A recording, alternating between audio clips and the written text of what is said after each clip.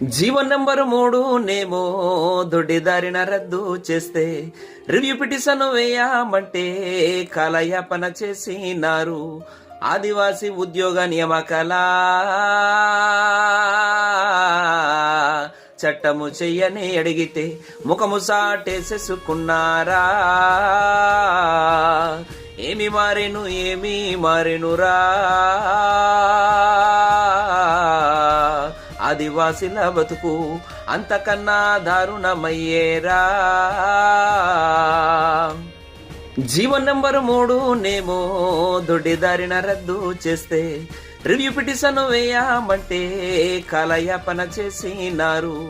ఆదివాసీ ఉద్యోగ నియామకాల చట్టము చెయ్యని అడిగితే ముఖము సాటేసేసుకున్నారా.